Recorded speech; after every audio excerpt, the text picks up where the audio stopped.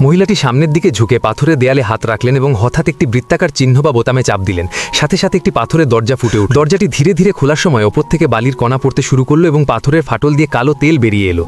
এরপর তিনি সরাসরি একটি পাথরের কফিনের দিকে এগিয়ে গেলেন। প্রথমে ধুলো ঝেড়ে ফেলে তিনি এক মুঠো বালি হাতে নিলেন। মেপে ঠিক 900 গ্রাম বালি তিনি একটি স্কেলের ওপর রাখলেন। স্কেলটি বালির ভারে হেলে যেতেই একটি পাথরের পাত উপরে উঠে গেল। এরপর তার সামনের আরেকটি পাতও উপরে উঠল। আসলে ওগুলো পাথরের পাত ছিল না, ছিল দুটি আয়না। আয়নাগুলো এমনভাবে বসানো ছিল যে সূর্যের আলো তাতে প্রতিফলিত হয়ে সরাসরি ভেতরে প্রবেশ করল। মুহূর্তের মধ্যে অন্ধকার প্রাচীন সমাধিটি আলোয় ঝলমল করে উঠল। এরপর মহিলাটি জোর করে ভেতরে দরজাটি খুললেন। ভেতরে সোনার স্তূপ দেখে তার সঙ্গীরা লোভে পড়ে ভেতরে ঢুকে পড়ল। কিন্তু মহিলাটি খুশি হতে পারলেন না। তিনি দেখলেন তার এক সঙ্গীর গলার হাড়টি হঠাৎ টাইট হয়ে গেল এবং সে শ্বাস নিতে পারছিল না। অন্য সঙ্গীটি বন্দুক বের করার আগেই তার পায়ের নিচের মাটি সরে গেল এবং সে একটি গভীর গর্তে পড়ে গেল। জেসিকা তাদের দিকে নজর না দিয়ে সোজা কফিনের দিকে এগিয়ে গেলেন। হঠাৎ কফিনের পাথরের ঢাকনাটি সরে গেল এবং ভেতর থেকে একটি সুন্দর কাঠের কফিন বেরিয়ে এলো। তার ভেতরে ছিল একটি আসল মমি। ঠিক সেই মুহূর্তে অনেকগুলো লোক সমাধিতে ঢুকে পড়ল এবং জেসিকা বিপদে পড়ে গেলেন। তবে তিনি সাহস হারালেন না। তিনি তার শেষ চুইংগামটি বের করে লাইটার দিয়ে জ্বালালেন এবং মেঝেতে পড়ে থাকা তেলের উপর ছুঁড়ে মারলেন। সাথে সাথে আগুন ছড়িয়ে পড়ল এবং চারদিক ধোঁয়ায় ভরে গেল।